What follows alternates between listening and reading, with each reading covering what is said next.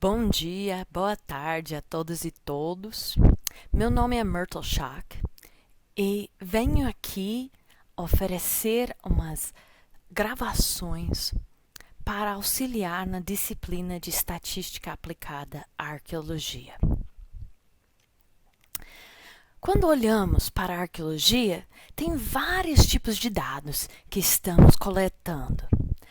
Desde o registro do nível escavado, a descrição do entorno do sítio arqueológico, até as mapas que vamos fazendo de tudo que tem ao redor. E dentro do nosso tratamento daquela unidade, podemos ter uma estrutura com suas dimensões, sua composição. Podemos achar diversos tipos de artefatos e vestígios, as quais vamos coletando e descrevendo, e depois em laboratório também fazendo vários levantamentos em cima deles, coletando mais informações ainda, seja de medidas, seja de maneiras de classificar e descrever suas composições. Então, quando olhamos para a estatística, onde que a estatística vai nos auxiliar nas nossas pesquisas? Estatística exige que nós tenhamos informações comparáveis e que exige que, de alguma forma, a gente pode contar ou dar qualidades e características para os dados. Ou seja, não tem como aplicar a estatística à ficha de nível em si. Nossa aplicação da estatística está em cima dessas classificações de materiais arqueológicos, as diferentes quantificações que nós fazemos desses materiais dentro, às vezes, das classificações, e também o que nós vamos medindo: pesos, comprimentos, estimativas de volume, de feições, de vasilhames. Então, estatística ajuda nessas áreas. Vocês talvez estão vendo datações radiocarbônicas aqui no meio dessa lista e vão me dizer, mas datações radiocarbônicas também são números, são momentos no tempo. Agora, para nós agora, esses não vão entrar, porque para obter aquela data, já foi feita uma estatística em cima do processo de medição radiocarbônico. E nesse sentido, é por isso que recebemos as datas de volta com aquele intervalo de erro. Ou seja, nessa disciplina agora, vocês vão descobrir como pensar em intervalos de erro associados às demais amostras que nós estamos coletando. E quem quiser lidar com datações radiocarbônicas vai entrar em outro mundo de pensar em cima desses dados que já têm erros. Então, como que a gente define estatística? Quando estamos falando de estatística, estamos lidando com uma maneira de tornar nossa amostra em dados sobre uma população. Quando escavo, pode ter uma unidade quadrada de 1 metro por 1 metro, talvez até 20 metros quadrados. Mas nós queremos ir além da amostra. Queremos ir além daquelas vestígios que encontramos naqueles lugares e projetar informações para a população como um todo. Então, em nenhum momento, aqueles materiais que eu vou ter de ossos escavadas representam todas as animais que foram caçadas, se eu não tiver estatística. E por que isso? Por que você está falando, aquilo não representa todos os animais sem ter estatística?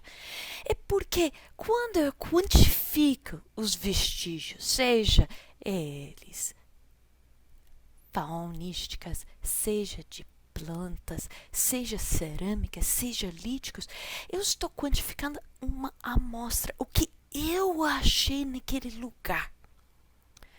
Mas aquele lugar tem uma possibilidade ou não de representar toda aquela fase naquele sítio e de uma maneira mais ampla representar todos os sítios numa região. Então, nisso, a gente fala que estatística é uma ciência que estabelece limites de incerteza, porque em nenhum momento posso ter certeza do que está representado naquela amostra faunística é uma comunicação exata do que foi utilizada por uma população humana. Então, estamos querendo chegar nessa população da fauna em um certo lugar. Então, estabelecer se estamos com muita certeza ou muita incerteza sobre nosso resultado. Essa habilidade de pensar na incerteza é uma ferramenta para nosso trabalho. Por que é uma ferramenta? Porque estamos podendo utilizar essa questão da incerteza em cima das nossas amostras para pensar em hipóteses que podemos ter sobre eles. E por que falamos de ferramenta? Isso é muito importante. E que estatística em si, estatística existir não nos ajuda. Estatística nos ajuda quando nós temos uma ideia sobre o que estamos estudando. Se eu estou estudando vestígios faunísticos, eu poderia ter perguntas sobre taxonomia, sobre preservação. Eu poderia ter perguntas sobre a maneira em que animais foram processados, se foram queimadas, carbonizadas, se tem vestígio de serem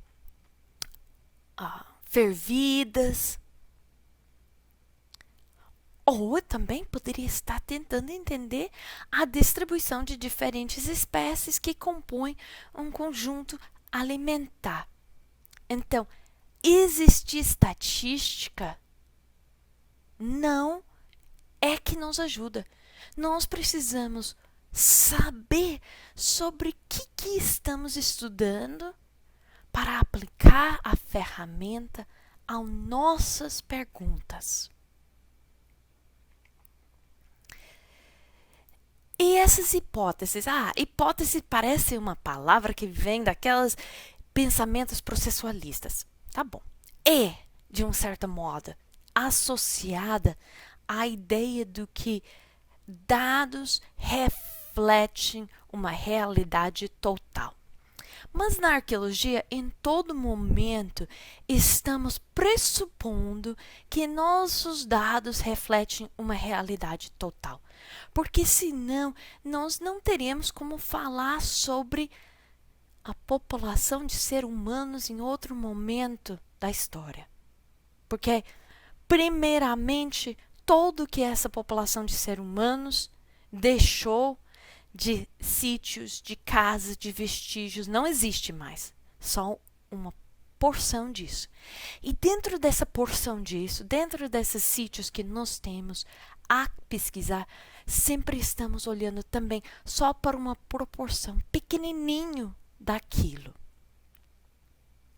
Então, estamos trabalhando com o pressuposto do que podemos usar amostras para entender algo maior.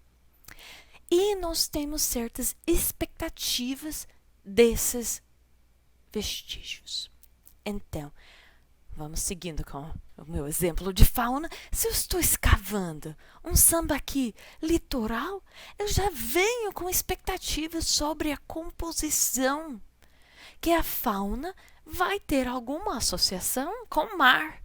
Seja peixes, seja mamíferos aquáticos, seja os molúsculos.